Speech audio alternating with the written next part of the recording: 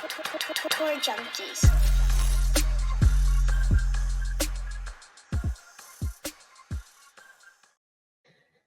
What's going on, golf addicts? Welcome to the Cognizant Classic in the Palm Beaches DFS DraftKings preview 2024. DB here, Pat Perry.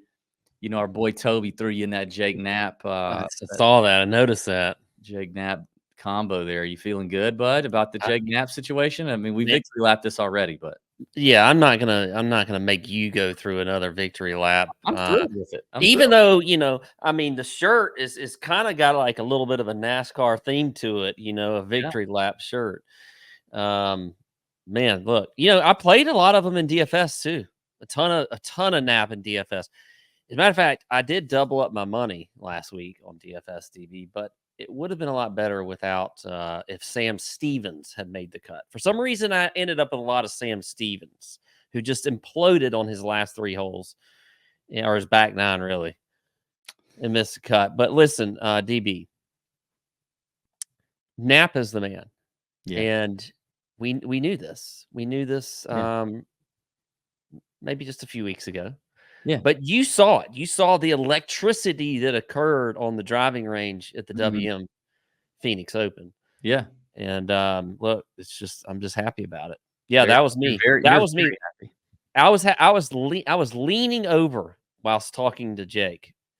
And then also I couldn't get up when I was watching the watching the Did you know he's a bouncer? A bouncer? Yeah. Yeah, he's a bouncer. No, he would never. Oh, yeah, he bounced. Actually, he would. I know in him. He bounced little douchebags out of clubs, I'm sure. Listen, we did talk about the Mexico Open, Jake's performance, our weekend, all that good stuff on the betting show if you want to recap that. But we've got a great show tonight. We're going to go over all the ranges. We got 12K Rory and 5K guys, like JB Holmes. It feels like 2016 again. DraftKings has done some fun things with the prices. The field is bananas. And I'm actually very excited to play this week. This is 2 weeks in a row that I've been quite excited to play DFS. Now, I lost my ass last week thanks to Taylor Pendrith. Had him almost like 80% in DraftKings contest, so that wasn't very good. But I'm excited because PGA National is wild. We'll get into that in a second. But we're going to talk about our guesses to who the chalk going to be, some pivots we like. Some good conversation. We're going to do a 5K draft like we did last week. Didn't turn out too hot, but it's the 5K range. What do you want from us? Who cares? But tons of value in the 6K and 5K range to talk about. And I'm going to talk a little bit about the DFS Mexico post-mortem here in just a second. But at the end of the show, we have a special video. Now, if you've already watched the betting show, you got the full treatment. The end of the betting show, we teased the video. We showed the video. We discussed the video after. I gave a little bit of the behind the scenes information, but there's a very special event going on this week. The match between Rose Zhang and Max Homa and Lexi Thompson and Rory McIlroy. Maybe you're watching this and you've already seen the match. You've already seen how it goes down. There's a special guest cart commentator named DJ Khaled in the match, and we caught up with him on a Muni course. Anyway, you're gonna have to watch the video. It's pretty good at the end. And if you want more context, you can check out the end of the betting show. Can I ask you something on the match? Yeah. Because I've seen a lot of promos and things on that, and I won't be long here, but when did Rose Zhang become Rose Zhang? Like when you make it out on the tour, are you not Zhang anymore? Because now there's like a Zhang in there. Maybe you just said it. You just did it. You did. I know, and I heard somebody else say it, and I don't know who I heard say it, but I don't know. I have no idea what I thought the H was silent. Now we're having to throw the H in. Like when you become more important, does your silent letter become a vocal letter? Maybe. I don't know. Maybe, but maybe we'll find out on the show on the match debut tonight. We can hear what they say. Right. You would assume the announcers will get that right. Well, DJ Khaled may not, but we'll see. Yeah, I don't think you can ever assume DJ Khaled is going to get anything right. Yeah. So, all right. So we got to thank our sponsor, Bet the Number. If you haven't already, if you want a full course breakdown, full course preview, I looked at the last 5 years data, the trends, the key stats, the leaderboards from what was the Honda, now the Cognizant at PGA National. Put that up on Bet the Number, shared my screen, walked through the golf course. Then I opened up my early model that I made over the weekend for PGA National. Started talking through a few interesting names, some interesting storylines. Some I like, some I think you should fade. Just some first impressions. And shared the screens, about a 25-minute video. I like to give you everything you need to know and nothing you don't. Forget all that extra stuff. You don't have to go, looking into, who's what, all kind of weird stuff. I was going to say something, but I'm not going to say it. Anyway, I know what you were about to say.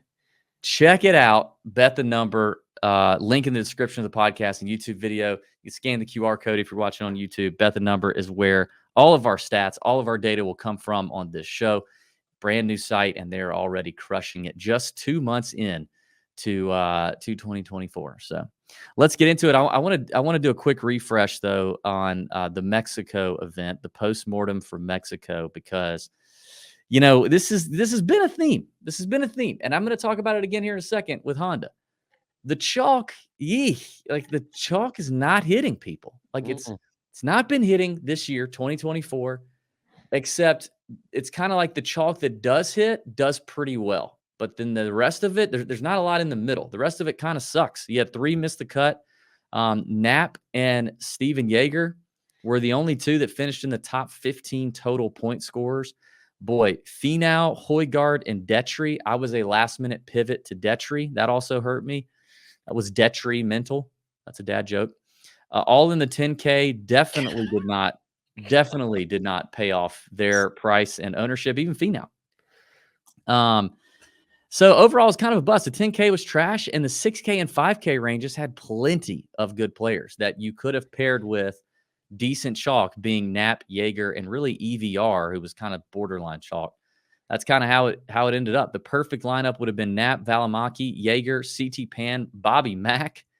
I mean, Bobby, what were we doing? I was playing Bobby the first 3 events of his season, and now he's decided to play well. And EVR, you would have scored 684 points. You would have only spent $47,400 of your DraftKings salary.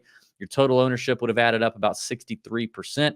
You would have used 2 guys in the 9K range, 1 8K, 1 7, 1 6, 1 5. Very balanced structure there, but getting down into the 5K range and leaving, $2,600 on the table with nobody in the 10K range, and everybody was lapping up that 10K range. So, boy, pivot when you pivot, right, Pat?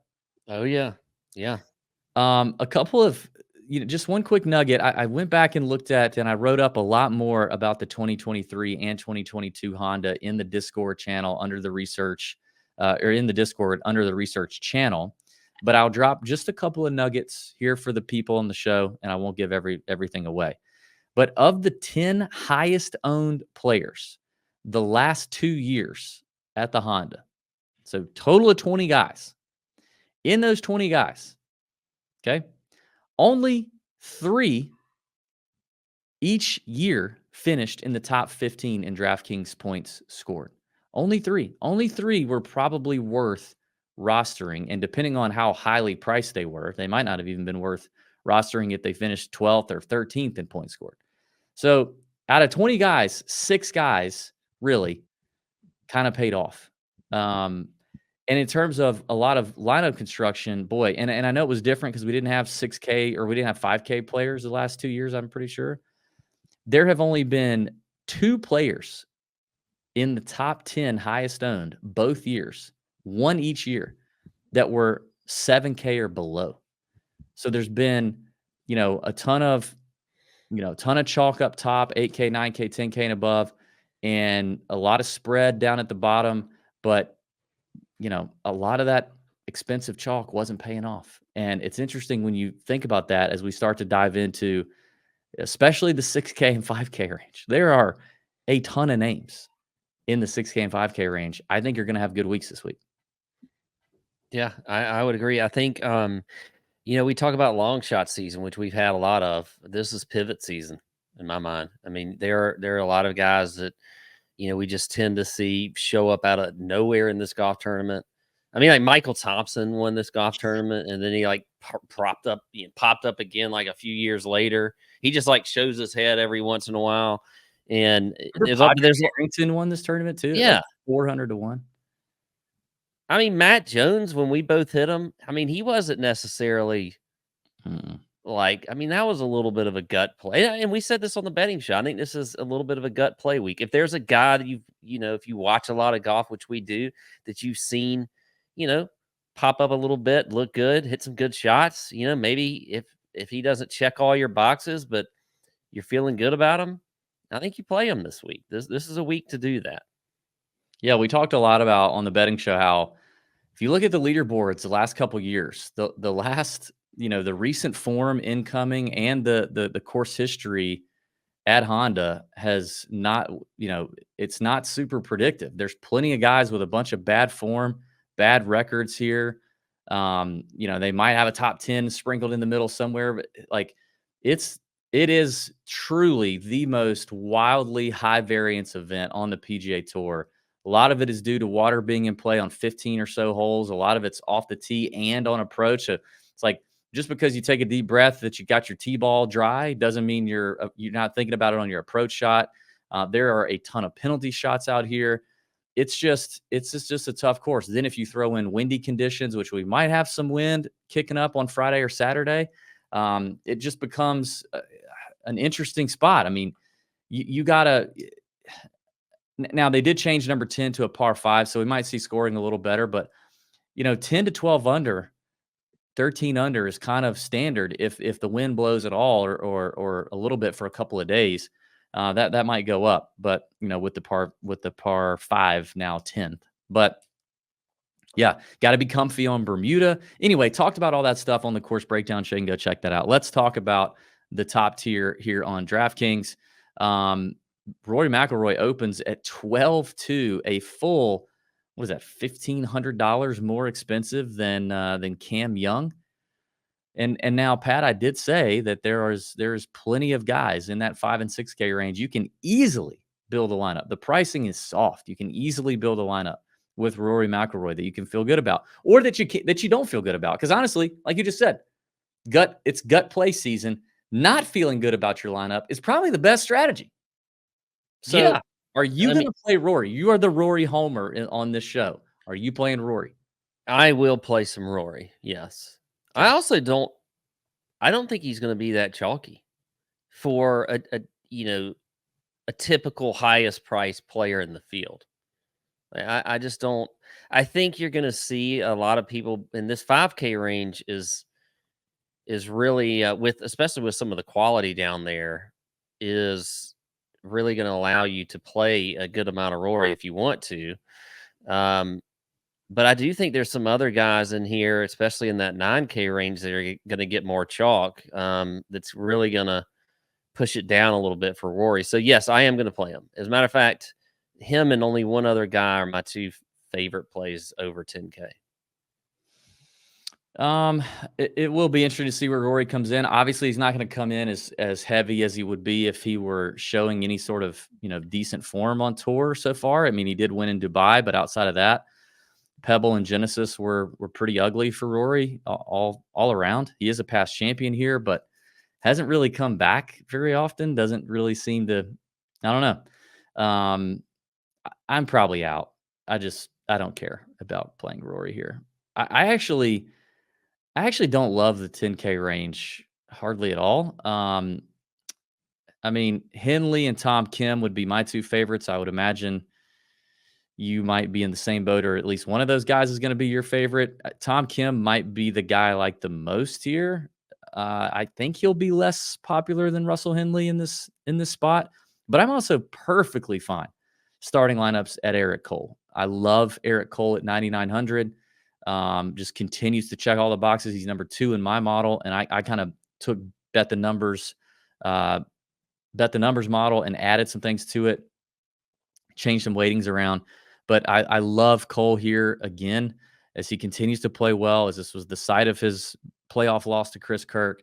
It would be very full circle for us all to be banking on the Eric Cole win coming after this week last year and him coming close.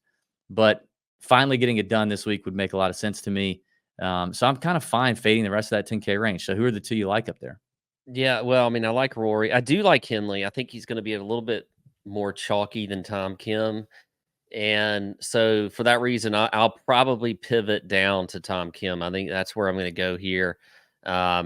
If I were not going to play Rory in a majority of lineups, I would probably start with Tom Kim. I certainly get the going down to Eric Cole. I think that's where the chalk, you say, where's the chalk going to be?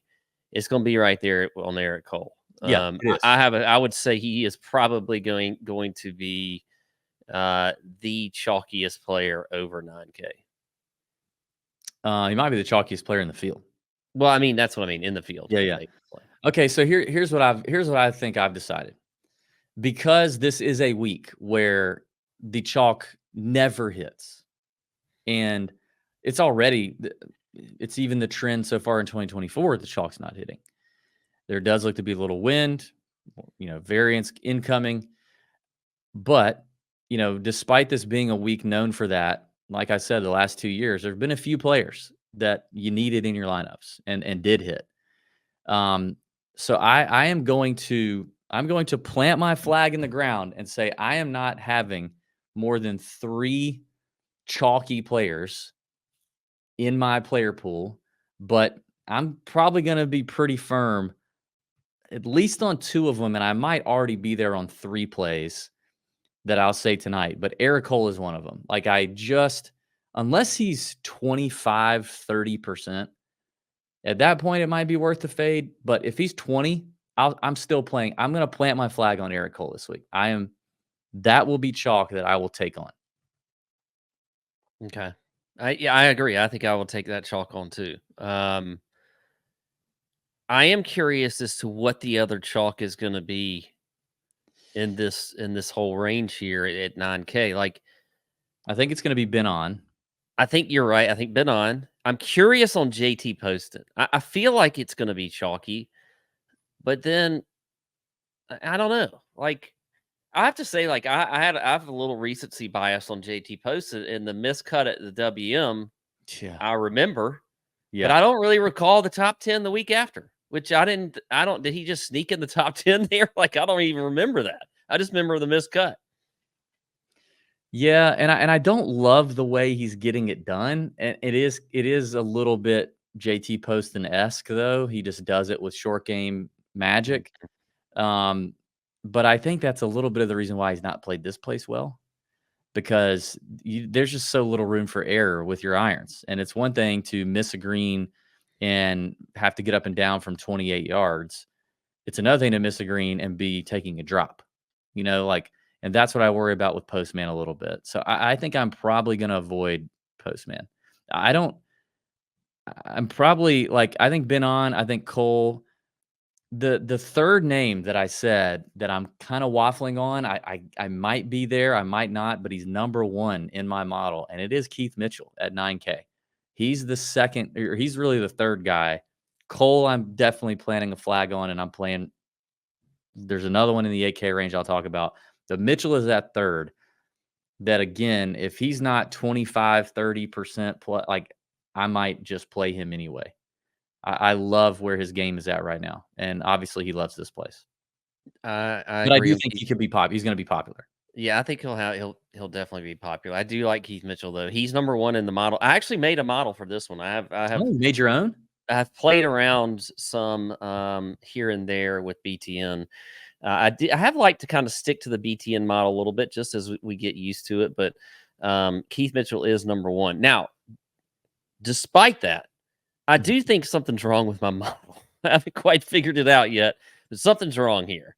The model's broken a little bit because there's some people up here that are way too high up the model that probably shouldn't be. But maybe that's a good thing for this golf tournament. But yeah, I'm with you on Keith Mitchell. I do like him a lot. I'm also I know you don't like this guy as far as you didn't play him or he was your fade at the top end of the betting board. I think I'm going to play some Minwoo Lee. And that's a gut thing for me. Are you just going to play it because you're already going to be pulling against my season-long fade? Well, I mean, that could be one reason, but I think in DFS, I don't think he's going to be very high owned. Oh, I don't know about that, bud. I mean, you think Minwoo Lee is going to be high owned? He's not going to be top 3, he's not going to be super chalk, but he is not going to be ignored because everyone loves Minwoo Lee, and at least he had a top 25 here last year. I think you played well at the Players. You got some Florida Bermuda comp that you can give. There is no doubt in my mind that Minwoo Lee is going to get a level of attention here. I don't know to what extent. I think if people I think for the model people that he won't, because model people are going to, he's not going to rank high in the model. No, but I do think for the popularity people, he certainly will. I would, that to me puts him kind of in the middle. Like, I do think he'll probably be around like 14-15%, which I'm okay with. That's just my guess. Hey, have you realized something, DB, over the last, I don't know, 6 months to a year? I mean, I've realized a lot of things. I don't know if we want to get into all that, but have you realized there's something with me and my predictive powers? No, because I think there's a trend that has developed over the last 6 months to a year that I feel like I need some credit for. Oh, wow. Okay. Well, I give yeah. yourself some credit. Well, I mean, we used to have a running joke very early on that I was terrible at projecting ownership. Yes. I think I've gotten a lot better at projecting ownership. I have noticed it in my own mind. Now, maybe you haven't noticed it, but I've been checking myself. So just in your own mind, you've gotten better, but we have no record of. Well, because we don't have no we don't data. have a spreadsheet or anything that's keeping track of it. I just know that I've gotten better at it. I'm sure. And I think you should know. I think you need to know that and be aware of it. And I'd like the listeners to maybe comment if they feel like I've gotten better over Is it not because of the Tour Junkies Discord aggregate ownership that takes 4 to 6 different websites ownership predictions and aggregates them all and spits them no, out? because that's when I have a check myself. Do you have a That's false when sense of security in your ownership? No, that is when I check myself and I know on the show, I remember that I said, hey, I think this guy's going to be like 11, 12%. And then when that ownership comes out in the Discord, which by the way is fantastic in the premium Discord in research, I think I have been more accurate lately over the last several months than I used to be. Okay. Maybe I'll start paying more attention. Maybe we should start checking that. So you think Minwoo 14 to 15%? That's my guess. Yes. Maybe people watching on YouTube, while you hit the like button and while you make sure you subscribe if you have not already, you should also drop a comment on, maybe give Pat a grade rating on how you think in your mind he's done in the last 6 months predicting ownership. It's only taken him 9 years, but in the last 6 months, how have things gone in him predicting ownership? So that leaves, this is a big range, so we're spending some time here. But in this range, I have a few names just to toss out as likely potential pivots that have warts, but could be intriguing plays. Corey Connors, Sung Jae, and what are people going to be ready to invest in Berger? Those 3 names specifically. Of those 3, I love doing this because I know you love it so much. Of those 3, marry F kill in DFS. Those 3: Connors, Berger, Sung Jae. Marry being, if you had to, you'd play a lot of them overweight in their ownership. F meaning you probably have them right at their ownership, maybe a little sprinkle, and kill being a complete fade. Okay. You want me to go first? Mm-hmm. I will marry. I'll marry Daniel Berger. I'll F Sung Jae and kill Corey. Poor Corey. Okay. I think I would marry Berger because I think he's going to be the more popular play, and I think to go overweight on him would be the move. But I'm gonna flip it and reverse it on you. I am going to F Corey Connors, and I'm going to kill Sung Jae. I think at least with Connors, the ball striking is still there, baby. I mean, and all you're doing with Connors is, God dang it, you're just banking on, geez, can he can he just like, I don't know, can maybe temporary blindness every time he walks up to a green would be nice. Just that way he doesn't even have to look at the hole. He can just kind of aim, just kind of feel it with his feet and just aim and pray. And that might be better. And he putts well. You just need him to have a slightly not god awful week on the putting greens, and he's there. So, but Sungjae looks lost ball striking the last few weeks. Lost. Our boy Willie Wilcox has got to get him out the wilderness. I mean, he seems to be high on him. The Stripe show, he talks about it. I mean, I think. Well, yeah, it's his job. It's his Well, I cat. know, I get it, but It's like your mom not being like, oh well, yeah, little Junior's he's not very handsome, but he's got a great personality. Like, no way. well, I don't know. And it's I would like to say, well, this is definitely not a course where you're going to find your game on, because there's just trouble everywhere. There's a lot of reasons to kind of play scared on this golf Right. course, especially if you don't trust your game. But then it just brings in we still see just so many variables of players that just play well this week out of nowhere. Yeah, that is true too. Yeah, we see it we see like what you say makes sense about finding your game. This would be seemingly a tough place to find it, but yeah, you're right. We like I said, we see plenty of guys come in here in bad form and play well. It's such an enigma of a week. The last couple of weeks, Pat, I don't know if you've noticed. So you've got this, and you've not given me any credit for this. Oh, okay. What is it? Pat, I would love to give you some credit for something. Okay, what have I been crushing especially round 1 and round 2 in the Discord? Dang, dude, you all right? Just turned into a damn 90-year-old man right there. You've definitely been crushing the props, the underdog props. You've been very good at them. Crushing the props, especially round 1 and round 2, taking advantage of bet the numbers data that they're putting out there. They're literally helping you on Twitter, X, whatever, figure some stuff out. They're giving us some behind the scenes information that we're sharing in the Discord, taking advantage of some prop stuff. We got an additional little spreadsheet of goodies delivered to us today that might help us tackle the props market this week. If DK and FanDuel will be bold enough to offer some of these things, we will hammer it, and you're going to want to be in the Discord when we do. But it's been quite a successful run for me in the beginning of 2024 in that market. I have noticed round 3 and round 4, and I said this in the Discord, like tread lightly. I feel like the books are get sharper as they start to understand how the golf course is playing a little better. And I don't feel as confident about the picks, but we had another good week if you're tailing that in the Discord. So check that out. But our friends at Underdog have expanded their pick'em options, and we appreciate that. So if you've not already signed up for Underdog, get in there and do it. Link is in the description of the show. Code Junkies gets you a 100% deposit match up to $100. They've expanded their, and I was wondering last week for Mexico if they would go back to kind of like birdies are better and score and like that's kind of it. But they didn't. I mean, every round, greens in regulation, fairways, bogeys are worse, birdies are better, all that kind of stuff. Like they're getting more and more offerings. The multipliers have gotten a little better. You can do the correlations again on Underdog. So the product is getting great for golf season just in time. Go check it out.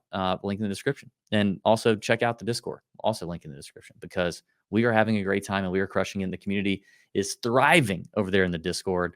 A big time squad ride victory week with Jake Knapp, the prop stuff. We had a good week in the Discord. I loved it. All right. AK range, Pat. I love this range. So the second guy in my group of 3, I've given you Cole and I've given you Mitchell. Jaeger is a lock for me. Unless he gets to like 25, 30 again. Like I don't know how I'm just going to play Jaeger. And if people want to be like, oh, you're an idiot, this is the high variance thing that you're not supposed to do. You're supposed to fade the chalk everywhere at PGA National. I just can't I can't do that with Jaeger. There are going to be these 3 names: Cole, Jaeger, maybe Mitchell. Might pivot off of Mitchell and be one other player depending on how things shake out. I'm going to plant a flag on those 3 names that I feel the best about, and Jaeger is one of them. So I'm in on Jaeger. I got a name I didn't really spend much time on the betting show. And I hope he gets a little overlooked. But to me, the perfect player in this field is Luke List in terms of variance. He's got variance at this place. He's got 3 missed cuts in a row. But before that, what did he do? Runner up. He almost won in 2018 because he had that random Luke List 5 strokes gained putting week. But his ball striking has always been solid here. His ball striking coming into this week is solid. He's shown a little bit with the putter. Almost won the Genesis. He horrible back nine. Could have won the Genesis. Now, Bermuda's never been his thing. He's worse on Bermuda than he is on POA for sure. But he lives here. He practices on Bermuda greens, both at Augusta Country Club and at Champions Retreat, grainy Bermuda greens. Like, I know he's getting more and more comfortable as his career progresses. And I just wonder if people will see the record with Luke and if he gets a little overlooked. I could be wrong, but I'm hoping that's the case. I love Luke List in this range. I wasn't expecting List, which is a surprise because usually I know you're always going to talk about List, but I don't mind that play. I mean, I am with you on Jaeger though. I think he's another one up here that I'm going to play regardless of what the ownership is. I like him a lot. I do also like Muchu Pavon. Coming off of the win at the Farmers, the third, follow that up at Pebble Beach, and we haven't the first coming off the first. So I do like Pavon this week. I think he's going to certainly check a lot of boxes. Do you think? Well, who is going to be popular here? It's going to be Jaeger. Jaeger for sure. Before you give out any more plays, who do you think is going to be popular outside of Jaeger in this range? I think Machu. You do? I think he'll be popular. People figure this guy out is pretty good, man. I mean, I know, but I still don't know if people. We talked about him a little bit on the betting show. You think people are going to be like, "Oh, the Euro on Florida, grainy Bermuda"? I don't know. Haven't seen him since Pebble. I don't know. You think people will kind of bail? Plus, they don't want. I don't think people want Mathieu to be a thing. Why would you not want him to be a thing? You don't have something against Frenchmen? Well, I mean, also look at this. Like, no, I'm not saying I want that. I want that. I know, like you said, people. I know. I think people just don't. They're not fired up about Mathieu Pavon. They don't want him to be a thing. They want Jake Knapp to be a thing. They want Jaeger to be a thing. They, for the last 2 years, have wanted Denny McCarthy to be a thing. They want a Hogard for sure to be a thing. Give them any Hogard and they'll take it. I mean, they are literally fiending for a Hogard. But he's sandwiched between Jaeger, McCarthy, and Sepp. Another winner here that people like. I don't know that he's going to be that popular, and I love the play here in DFS. Yeah, I mean, if he's certainly I think I would say by popular I mean 10 or 11%. If he came in below that, I'd love it. Write that down, people. Yeah, write that down. Yeah, I'd be thrilled if he's single digits. If he's single digits, I'm in. I don't know what the ownership on Alex Noren's going to be, but I'm playing him. I love Noren here. He's another one he's going to check some boxes. You look at driving accuracy. He's not short either. Like, he's got a little distance, which you need. You look at bogey avoidance, top 5 in the field there. That's certainly something you want to have on your, in your models this week, because there's a lot of trouble here. So I think Noren is one that I really like at 8,200. I will definitely, and this sounds, I hate to do this, but I'm going to fade Jake Knapp. And it's not just because he's coming off of a win. Okay. But the driver would scare me a little bit. Not now. Saturday, Jake Knapp. He's not the driver very much here. I mean, I think the average, what does Bet the Number have? The average number of drivers is 8 here. Like, he might hit 5 or 6. Well, he has that 2-wood in the bag that he can kind of go to, but even that got a little shaky. Now, I don't know how much you should put into the Sunday shakiness off the tee, and his iron play was bad too on Sunday. Yeah. So I think it's a little bit in the middle, but certainly coming off of a win, a lot of of distractions. But Pat, okay, it's Wednesday night. we're about to do the Discord Wednesday night live chat. Yeah. Jake Knapp is projected at like 3.5%. Oh yeah, well yeah, I'm playing Jake Knapp. Okay. Come on. Yeah. Okay. What if he's 7%? Yeah, I might sprinkle him in there. A chalky Jake Knapp, I would not play this week. 9-10%? No. Okay, so you're I think the cutoff's like 5 or 6%. Okay. I think there's a ton of value in this whole range. Like the only guy in here I just I guess there's two guys in here I just really don't like. I don't care to play Justin Rose here. I just Do you don't. care to play Justin Rose anywhere? Usually not. Just said here like as Yeah. if this was any other course, you would have still said I don't like him here. Yeah, usually. Yeah. And then the other guy is Denny McCarthy, 89. I think Denny is overpriced in this range. I would have priced him. I think I probably would have. Well, first of all, I would have put like Hostler and Noren up in the Straka range, and then I would have gone like maybe Denny, then Rasmus, then Jake, then down. I just think he's overpriced, and I just don't. I'm not buying it. So that's the fade. Bo, of course, I'm a big listen. I talked about Bo in the betting show, but Bo could be a classic outright hit fade in DFS if he's popular. Because a popular Bo, I don't love enough. I don't put him in the same spot right now as Jaeger, Cole, maybe Mitchell. So if it comes to Bo's going to be 14, 15% plus, which he's been popular lately because he's playing well, then I'm going to bounce on that, and I'll happily go to Noren. I do agree with you on Noren. We had a very funny conversation about Alex Noren on the betting show that I think should be that should be a betting exclusive thing. What we landed on there with Noren. Oh, for sure. Yeah. And in the future. But we both like Noren and then List. I mean, I literally just absolutely love this range. I'm going to pound the 8K range. Yes. Okay. Let's move on. 7K range, shall we? 7K, then we got 6 and then a 5K range. My God. Got to thank our friends at Swannies before we do. I'm wearing the Swannies polo right now. It's great polo. We got more swag coming. We gave away $200 in Swannies merch last week. Shout out to Chris Draper for winning the email subscription contest, $100 in a Swannies promo code there. And then our boy Spaz, we spun the wheel on Wednesday night in the Discord live chat. See, this is the thing people don't understand. If you're a paying member of the Discord, along with all the other benefits you get, we do little contests for the Discord too. We're going to do more of them this year. And Spaz won it. We spun the wheel on Wednesday night in the live chat. It was a good time. He won another $100 in Swannies gear. Swannies partnering with us the rest of the year. Loving our listeners. You guys we've had a great response. A lot of merch being bought, a lot of good stuff coming. They've just launched a bunch of new stuff for spring and summer. It's not just for men though. Your wife, your girlfriend, your mistress, whoever, if she likes wearing women's golf apparel, it's all there in Swannies. And then your kids as well. Got great stuff for juniors, and it's not like cheesy prints and stuff. It looks really good. I got my 13-year-old decking some cool Swannies gear. So check it out. Link in the description of the show.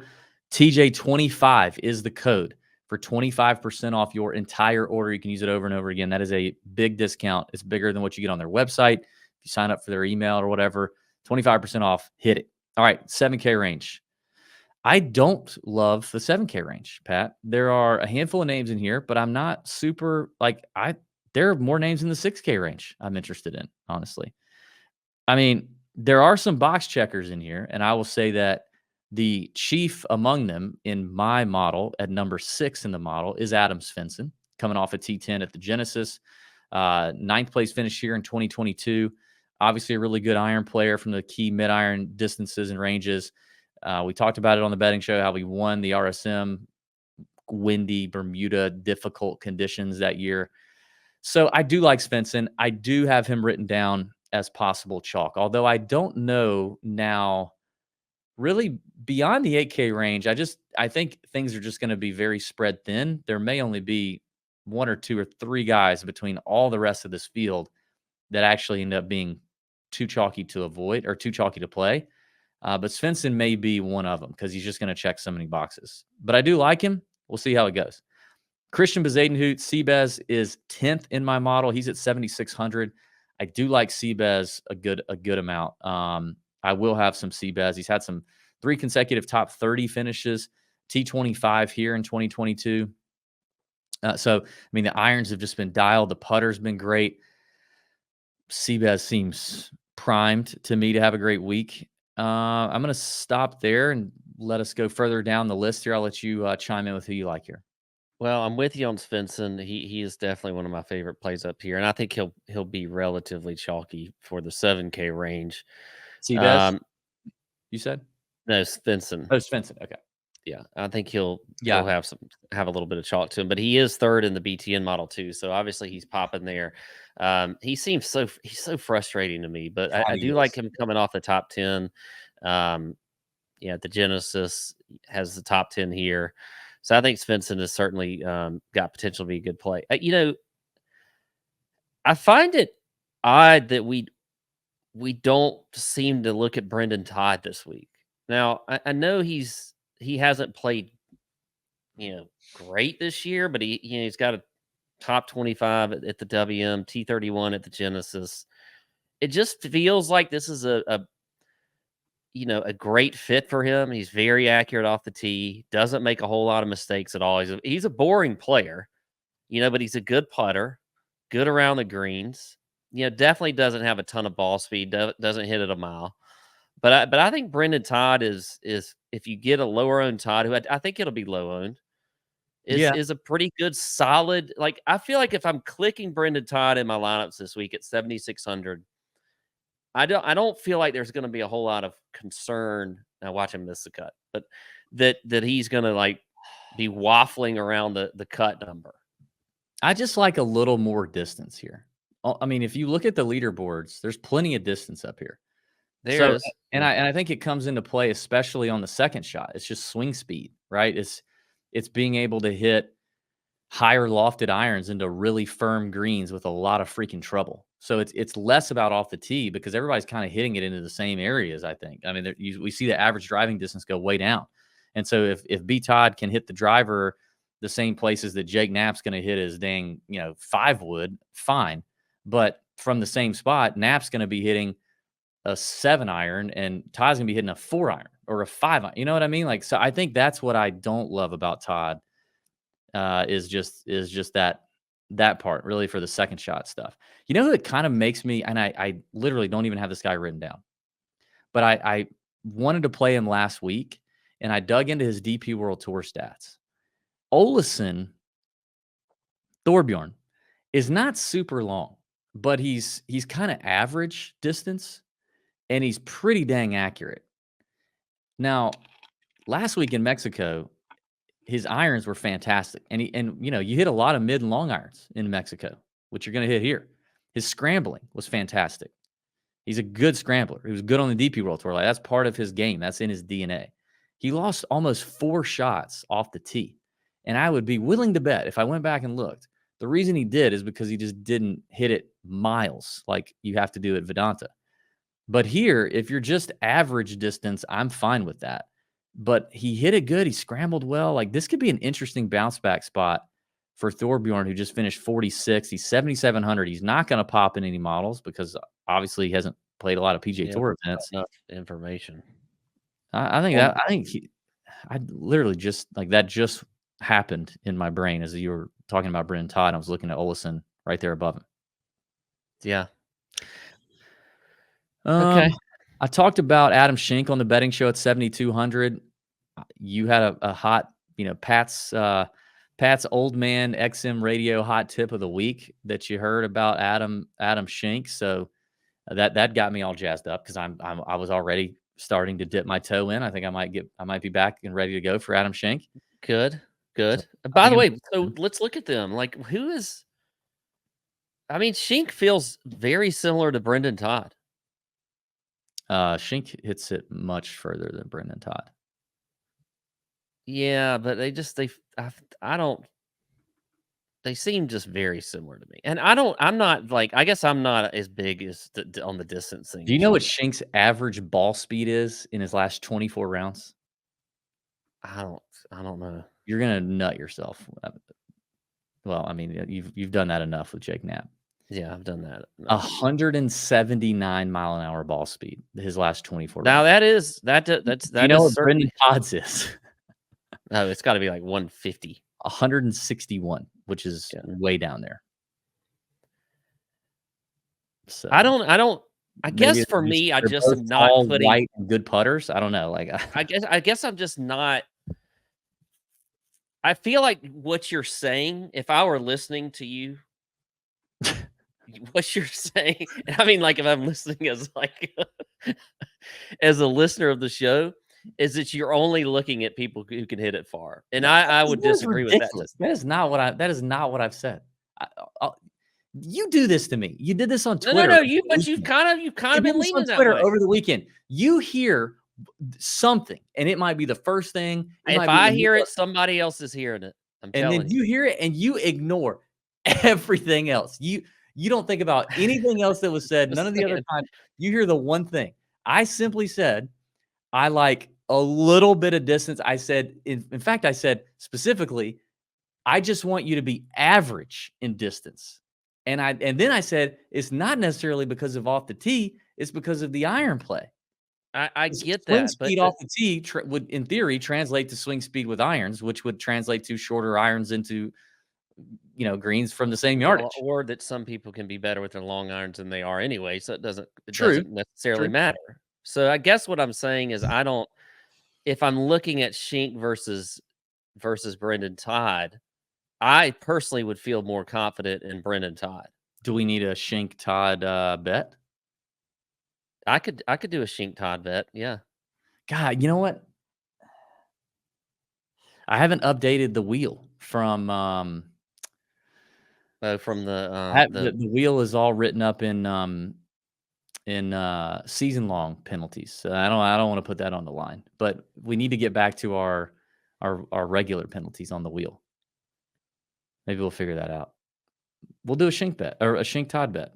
And I'm not saying I don't like spin the wheel later. We'll spin the wheel later. But you said you'd rather have Todd, and I mean Todd's way more expensive. I mean, he's $7,700, $7,200. All right, so the winner is what? Tournament finish position or DraftKings points? I think it's always finish position with DraftKings points as the tiebreaker. Okay, so we'll do that. You have Todd, I have Shink. Okay. Can I give you one other name that I don't think we talked about on the betting show, and it's because I can't deal with this guy, but I think I might deal with him at the appropriate ownership because his price is really good, but I also think he's going to get played because his form is really good and his price is too cheap at $7K. Doug Gim. Oh gosh, he really has been playing well. He's playing out of his mind, yeah. and I mean. He avoids the bogeys. The irons and the off the tee game is solid. He's good around the greens when he has to be, although he hasn't had to be very much. And the putter has not been awful. His Bermuda splits are terrible, but his last 5 events, at least, even though I know it's not all, it's not Bermuda, but it's not terrible. He's 7K is cheap for what he's been doing. I agree for Doug Gim, and the thing is too, we've seen him kind of pop up in this Florida swing and play well. He's played well at the Players on a very difficult course. Yeah. So yeah, that's true. I think Doug Gim I looked at on the betting show or for the betting show when I was doing research, and I didn't feel at all good about an outright on him, but I think in DFS there's plenty of upside. I think you're right. Bet the Number seems to believe that putting between 4 and 10 feet on Bermuda surfaces is pretty important this week, and they selected a handful of courses that would be the same Bermuda surface. And of that statistic, in the last, I think I did 50 rounds, Doug Gim is 107th. So Doug does not putt well, period, but definitely not on Bermuda. 103rd in the BTN model. So, yeah, I think I pushed out the range a little bit. Yeah. Okay. Is that everybody in the 7K for you? That's it. I would actually like to play Guess the Number again. What do you mean guess the number? I want to guess ball speed number on Doug Gim because I haven't looked at it. I feel like Doug Gim is not very long off the tee, so I'm going to put it at 164. What is the number? Maybe as I got better at projecting ownership, I have gotten worse at ball speed. 169 miles an hour, so not bad. Okay. Not that far off, but definitely above average when it comes to driving accuracy. So there you go. All right, let's move on. 6K range. We're not going to do the draft. We're just going to throw out some players, and I'm going to have to do a ton of narrowing down in the 6K and 5K range. And part of me wants to kind of get cute down here and go with some gut plays, go with some potential guys that we know don't love the West Coast, and maybe their finishes and their output hasn't been great, but they love Bermuda and they love Florida. Part of me wants to do some of that, but I don't. There's so many in here that I like, that I think it's going to be tough. First of all, let's talk about 6K chalk. There will be chalk in the 6K. It will be Carson Young. I'm pretty sure. Absolutely. Which I already bet him at 220 to 1 outright. I probably need to throw that top. We talked about him on top 20. He was 4 to 1 this morning. So I probably just need to live with that. I can't play anyone chalky down here because it's just too close to the same thing. I think Davis Thompson's going to be chalky. Like, it's crazy that he's 6,800 to me. He scores a lot of DraftKings points. He's been consistent, good finishes. I think DT is going to be chalky. And then from there, I have a couple of question marks about a couple of names I'll throw out to you. Tell me what you think. Austin Eckroat, Sammy Valimaki, after what he's done. What do you think about those two guys? Sammy could potentially have a little bit of chalk, but coming off that second place, and he was showing up a little bit leading into Mexico. I feel like there were several people that were kind of talking him up a little bit, and so I do think you could get irons have been really good. Yeah, you could get Sammy. I feel like maybe B Woo. Yep, potentially. Mm-hmm. You know, he's coming off another good performance in Mexico. T13 was top 15 here last year. I don't know about Eckroat though. Okay, I think I don't know. Is Eckroat just the model? You know, he's like the runway model. Yeah, that is just going to trip and fall. Like I like Austin Eckroat, but I've started just not ever wanting to play him because I just don't ever feel like I'm safe. I'm in a safe zone. All right, let me talk about a few pivots that I'm just going to go ahead and get weird here with some of these. I think Ben Griffin is that example of a player who did not have a great West Coast start, but I think just gets in different vibes when he's on Bermuda, East Coast stuff. The iron play was bad, and that had nothing to do with being on the West Coast, but it wasn't like god awful. It was just like slightly worse than average, as was his game off the tee. But we've seen Ben Griffin play quite well, both here and other Florida stops. So I think he's an interesting spot because we know that dude can go low and he can scramble. And he's got chops. I mean, you remember he was leading the players last year at a certain point. Like, that's ridiculous. So Griffin is one. I kind of want to play Aaron Baddeley. Oh, where $6,100. I didn't even. He's just been putting. I mean, he's always been like a top putter in the freaking world, but he's actually playing okay. He's squeezing out some decent finishes. He's terrible off the tee, which is concerning here. I don't know. I probably won't get there, but he's popping for me. And then Grayson Sigg. Grayson Sigg is 5th in my model right now at 6,100. Yeah. The last one I'm going to give you is going to be a struggle for me because he hurt me bad last week. Wait a minute. Where is he? Hold on. He hurt me really bad. Yeah. 6,900. No, don't do it. I just do not do it. Yeah. I am not going to allow you to say his name or play him. Thomas Detry. Not do it. Thomas Detry. I think I'm going back. I think I'm going back. I know he missed the cut in Mexico. He had a horrible first round. He shot a 68 day 2 when he didn't have to. Shot a 68 day 2. If I had a whistle around here, I'll tell you what, I would be blowing the hell out of that thing. I people are gonna bail on him, but we know what the recent form has looked like for people coming in here. He hits it pure. He's long enough. He's actually fairly accurate enough. He's a good total driver of the ball. Do you know that? Okay, I had Thomas Dietrich at the tournament last year here, And he withdrew. And let me just tell you this. It may say somewhere in a news report that it was an injury, but it was not an injury. This course broke his ass, and he just left. So I don't care what any reports are. If it says he had a back injury, he stubbed his toe. I don't know, but You're saying he's a mental midget and he can't handle it? He was so bad, and then he just withdrew, and I can't handle that again. That is kind of scary, but God, the price is really cheap for his upside. To me. Okay, whatever. You can do that. All right. Who do you like? All right. Here's what I'm going to do. I'm going to do the same thing to myself. Okay. And I'm going to go with Chesson Hadley at 6,700. Look, Chesson's been playing pretty good, man. I mean, a couple top 25s in his last 3 starts. Top 30 here last year. He's going to check a lot of boxes, man. I mean, he's good on approach. Avoids bogeys. You look at the BTN model, he's 4th there.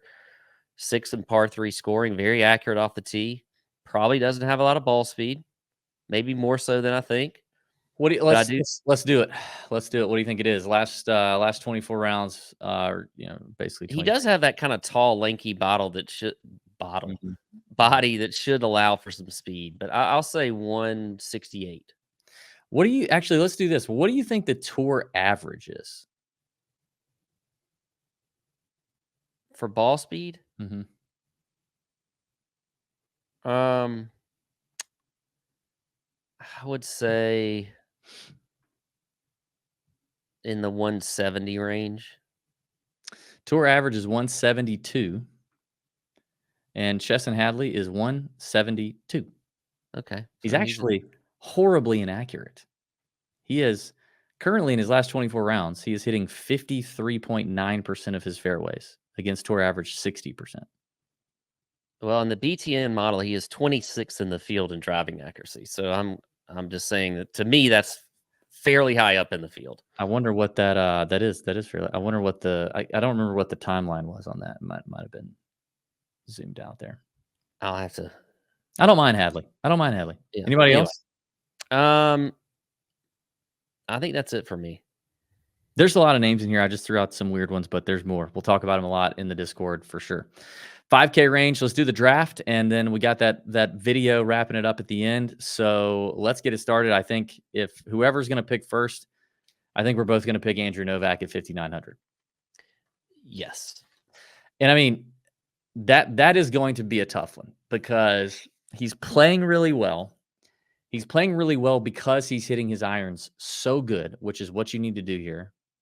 But he will be chalky. I mean, there's no way he's less than 10%.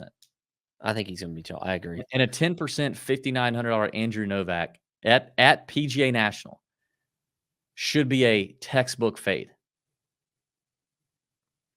It should be, but I still don't want to. So you can give them to me, and then you can. Okay. All right, I have to. So who am I going to take? You know who I'm going to take? You know who hit it really good a couple weeks ago? Couldn't putt worth crap, but I know he's going to be comfy on this southeastern Bermuda. Mr. Bud Cauley. Damn it from me. If you're going to take Novak, I'm taking Bud Cauley. I mean, you remember when we were in the freaking media center at the Waste Management and they were interviewing Justin Thomas about Bud coming back, and JT said, yeah, Bud's actually been kicking my ass at home. And then he came out and gained like 4 shots ball striking, and you were like, holy crap, Bud can hit it. He couldn't putt. He lost 6 strokes putting. I think the thing with Bud, it did kind of get to him a little bit when he made the cut, and then I think 4 rounds he hasn't played in a ton of events since he came back. I think it got to him got a little tired. But I do like Bud, so you did steal him from me because his box was checked. I'll go with a gut play here. I think Sam Ryder. He has 2 top 10s in a row here in 21 and 22. Good on approach, very accurate off the tee. He's been putting like complete ass, but maybe it turns around this week. Is it me, or did he used to be a good putter? Or has he always been a terrible putter? I don't remember. I don't feel like I ever remembered him being like a good putter, but I don't really remember. Yeah. I caught a case of the cooties last week, and it actually worked out because I picked the right one, and I don't have, I ordered the ointment for it. It hadn't come in yet, so I still got it. I'm going Parker Cootie, the cheaper Cootie at 5,100, who's playing better right now. Why would you not play Parker Cootie? I'm in. Irons are dialed, has the distance, has the accuracy. I mean, a good total driver as well. Ish. Maybe not. I don't know. Accuracy is actually pretty sus, but good iron play for sure out of Pearson. Parker Cootie. Sorry, not Pearson. Fading Pearson. Playing Parker. Was that confusing? All right. I'm sure. A little bit, but that's okay. All right. I think this is a little bit of what feels like just a safe play, even though it's really not a safe play. But I'm gonna go Scott Stallings. 5,900, right at the top there. Okay. Scott Stallings. Okay, I didn't see that coming. I'm going back to the well on another guy that I got through the cut last week. He didn't do much, but I'm going Victor Perez. Just quality of the player.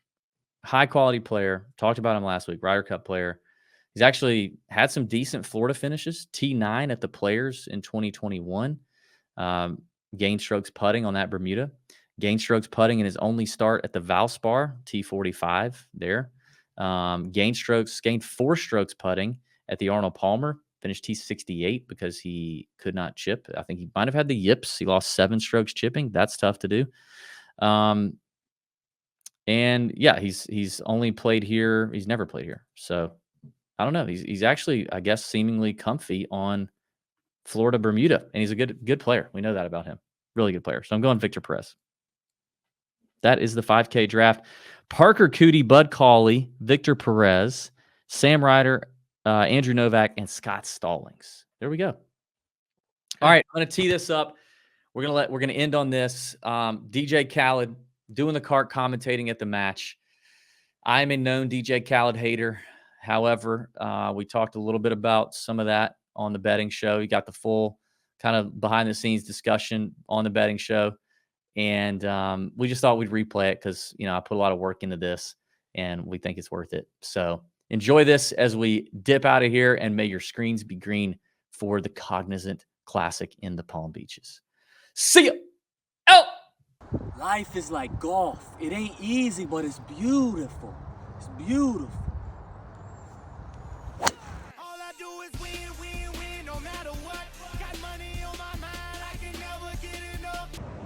Go ahead, show them what's up. Toe to head. Toe to head. On God. Take your time. Go slow. Silicone. Cabretta. On God. Bless up. Love and light. Light and love. Did Tiger Woods play this hole? Did Tiger, what did he shoot? He shot a 4, a birdie.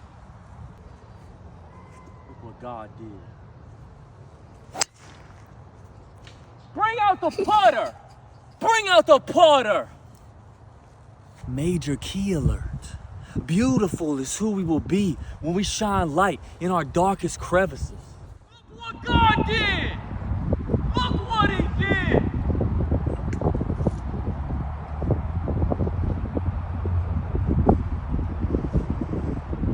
Another one!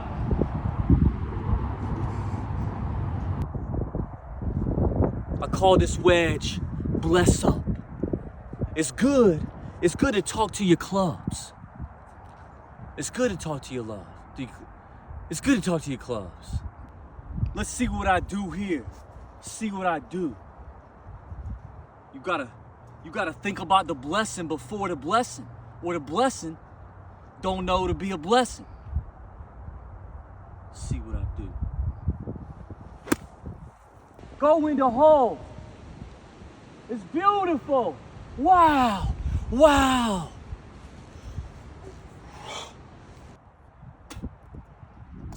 That's what my shirt's for. That's why I have this big shirt. Look what God did. Look at this bag. Look at this. Look at this. Look at this and this. This is what God did.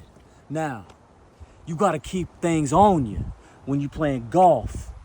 Even though golf is good, you gotta make sure you have what you need. So at all times, you gotta keep goodies on you. Let me show you. First of all, if the sun is bright and the brightened sun is hurting your head, sometimes I keep that hat on me. I keep the hat on me. Swannies, you know? And then other times, life gets rough. Life gets rough. But you don't want to feel rough, even though life is rough. You don't want to feel rough. So I keep it smooth. I keep it smooth. Sometimes you need an extra ball marker. You gotta have an extra ball marker on the green in case maybe your buddy needs one. And you say, here, buddy. And you put that on there. I took this in the last competition I was in. Me and my boy, Drake, we won that. Cause you know why? Cause we the best. So sometimes you gotta have that. And then sometimes when the storms of life and the storms of golf are getting restless and you need peace, you keep that shell on you, baby. You listen to that ocean. Shh. You can hear it. You can hear it. And then sometimes, come here, look in the bag. You don't want the club to see you, but sometimes you just gotta have a snack. So, you might have a shrimp. You could have a shrimp. And then sometimes you just need a snack. Okay? So you gotta make sure the substance is there. Light and love, love and light. Golf is like life. It ain't easy, but it's beautiful. Hit this one onto the green. Oh! Life is beautiful when you shine light into the darkest crevices of your body.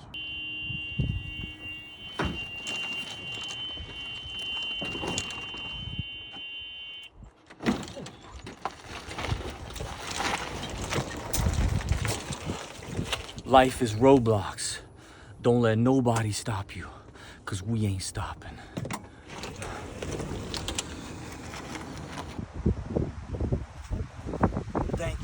Thank you, God. Let's go golfing. Let's golf. Right down the middle. Thank you. Thank you to my new sponsor, the best golf data site around, Bet the Number. Bless God. Bless Bet the Number. Perrier.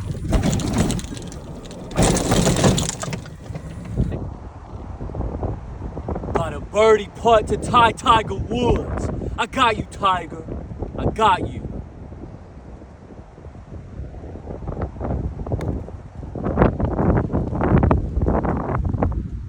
It's beautiful. It's beautiful. For Paul. What? Hey, Caddy, is this a par 3 again? It's a par 3. This is for Paul. For Paul.